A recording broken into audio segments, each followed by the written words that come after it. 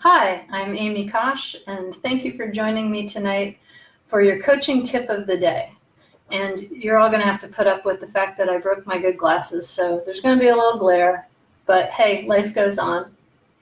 So I'm glad that you could join me tonight, and I really wanted to open this up to everyone out there watching tonight to ask one of your biggest life questions. So if you have a question that you would like to tackle tonight, write it in the comments section and we'll definitely get to it. To start us off, I got a great question from one of my favorite baristas this morning. So we're going to start with that one. And she said, how do I know that I'm on the right path? Like, what will help me feel confident that I'm doing what I'm supposed to be doing in my life? And there are two different aspects that I wanted to talk about and two different tools that are really useful for that. So the first one is to identify your own core values. And the core values are really the things that make you, you.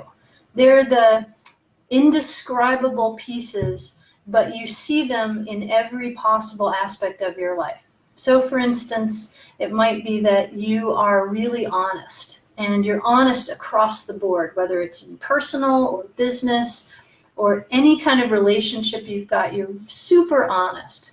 Maybe it's integrity, and that's a really key piece for you, that nothing else it matters to you except your own integrity in a situation.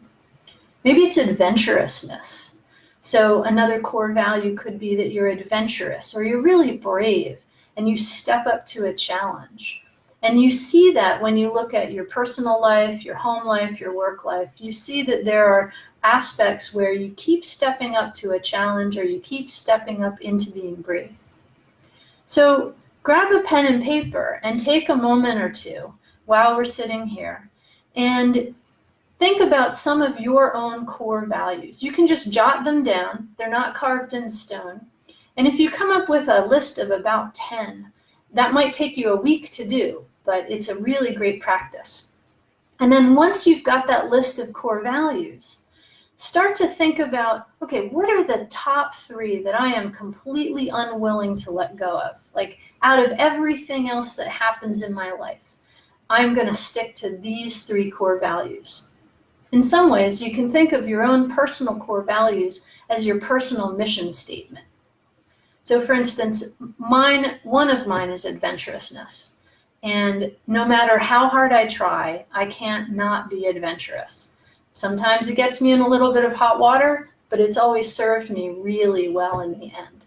And it's certainly made life very interesting. So feel free to throw into the comments a couple of your core values as you jot them down. And I'll give you a couple minutes to write them down. And we'll move on to one of the other questions that about how do you know you're on the right path? So it's a big question. And interestingly, the younger you are, the bigger the question is. But it comes back again, for me at least, every decade. So we always approach it with a feeling of trepidation very often, or unsureness. And so I want to use a technique called appreciative inquiry, which is really in part about going back, looking at what you have decided or done in the past, seeing what was successful about that, and then bringing that success piece forward to use in the present. So if you're really questioning, like, oh my God, what am I supposed to be doing? I'm not really sure if this is the right path. I'm about to invest a huge amount of money in my business or a huge amount of money in my education, and I really want to make sure that it's a really good investment, that it's going to fit me, and it's going to move me forward to what I want in my life. So appreciative inquiry is one technique that you can use to bring that forward and to figure out, well, so is this the right decision? Is this a right decision? Because the honest answer is there's never just one. Every day we make a series of decisions, and each decision changes the path of our life, and we can change it back. So again, almost nothing is ever carved in stone, especially when it comes to life decisions. You can always make a change. Sometimes the change will be harder, and sometimes it will be easier. but almost everything in the world, in life, allows you to choose. So, for the appreciative inquiry tool that we're going to play with again, think back to some time when you had to make a choice about a particular event. And think about maybe a challenge that you met and that you overcame. And I want you to really let yourself feel what overcoming that challenge felt like in your body. Like you've just run the biggest, longest marathon, you planned for it for a whole year, and you just crossed the finish line and your time is awesome. And you feel tired and you feel elated and you feel exuberant. Feel that feeling in your body right now.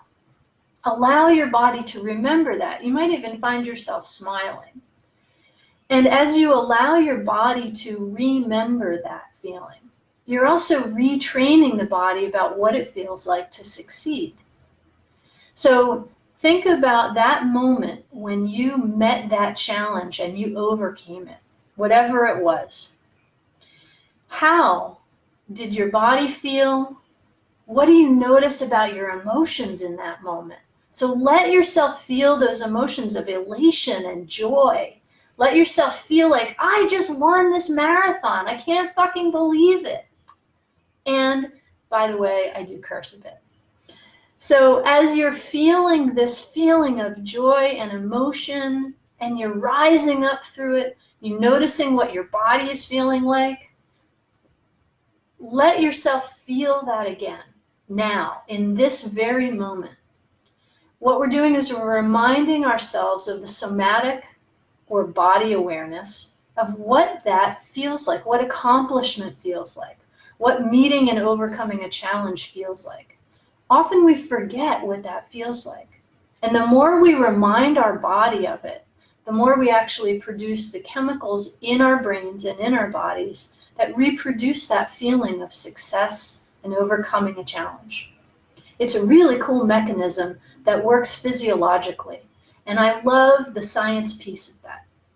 So as you are feeling this again, think about how could you bring this same feeling to whatever the current situation is, or that question about, am I on the right path? As you're noticing that question, sitting with this elated feeling in your body, go back to that core values list that you created, even if it's just a few items at this moment. And take a moment to notice, are there any of your core values that you feel like are getting trampled in your current situation? Maybe there's a core value of, for me, it was always adventurousness. That's my number one. So I had a job years ago for a really awesome company doing some really awesome research and development. And I loved it. I worked with a great group of engineers and physicists. It was super exciting. It was a really cool group to work in and a really fun job to have. But there was one thing about that job that really irked me. And it was that I had to work in a very small, very dark office every single day. And working in that place, literally that location, it just killed my sense of adventurousness. Every single day I walked in, I kept trying to find ways to get out. And it was so bad that after about 3 weeks, I roped a couple of other people on our team into taking after lunch walks with me for a half an hour. And I would hold all of my meetings with people outside whenever I could, and I'd get them to walk the campus with me. So that was one way that I found to fit my job that I really liked most of with the other piece of the core value of mine that wasn't being met at the moment. And the minute I figured out how to do that, man, that job took off. I loved it. And it felt like I was actually on the right path. Where up until that point, I felt kind of constrained and tied down. So again, go back to that list of core values, those things that make you, you. And take a look at what that challenge is or that question about being on the right path. And look and see where are some of your core values either non-existent, in the path you're currently choosing? Or where are they kind of getting tamped down or subsumed? Is there something you can change, like I did with the outside walks and the outside meetings? Is there something about what you're doing right now that you can change even just a little that will help you elevate and align with those top 3 core values? And I want you to be really greedy. I want you to go for all 3 top core values. 1 is great, 2 is amazing, but 3, if you can meet all 3 of your core values with what you're doing in some way, you will feel absolutely like you're on the right path. So I hope that you guys have enjoyed this, and I'm going to give a little bit of time right now. If you have a question or a comment about core values or appreciative inquiry, or just about another question to ask about being on the right path and how do you know that, feel free to throw it in the comments. And thank you all for joining me today. This is awesome. And so I want to close by saying, if you give yourself 5 minutes a day to re-experience that winning feeling, that overcoming a challenge feeling, that feeling of real accomplishment, if you relive that for just 5 minutes a day, I guarantee you're going to be easier in your mind, and you're also going to feel far more connected to what you are doing and to trusting your own choice that you really are on the right path. And hey, if you need a little more help, I would love to coach with you. So feel free to message me here on Facebook, Amy Kosh, or hit me up on my website, unstoppablelife.com. Thanks for joining me, and please share the video and share the information. You can also find me on YouTube and on Medium. Thanks, and have a great evening. Love you guys.